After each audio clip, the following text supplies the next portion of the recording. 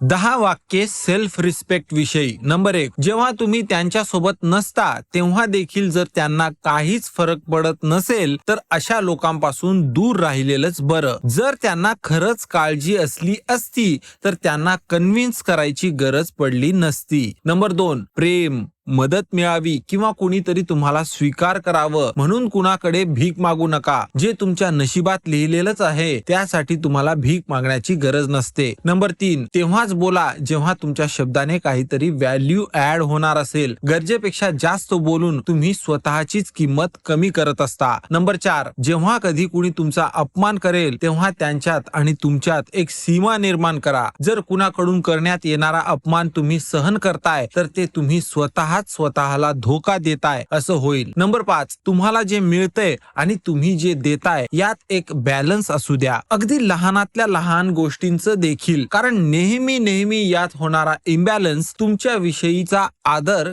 कमी करायला लागतो. म्हणजे तुम्ही गरजेपेक्षा जास्त उपकार घ्याल तर रिस्पेक्ट जाईल आणि गरजेपेक्षा जास्त द्याल तरी देखील रिस्पेक्ट जाईल. नंबर 6, जिथे तुमची आठवण काढल्या जात नाही अशा जागी कमी जा. जिथे तुमचा सन्मान होतो तिथेच जा. जिथे तुम्हाला अगदी सहन केल्या जातंय तिथे नको. नंबर 7, प्रत्येक दिवशी स्वतःची निवड करा. स्वतःचा आदर हा सततच्या स्वतःमधील करण्यात येणाऱ्या इन्व्हेस्टमेंट मधून वाढत असतो. नंबर 8, जिथे गॉसिप होते तिथून लांब राहा. तुम्ही ज्या गोष्टीत इन्व्हॉल्व्ह होता ते इतरांपेक्षा तुमच्याविषयीच बरंच काही सांगत असतात. नंबर 9, कमीत कमी बोला, निवडक शब्दांनीच बोला.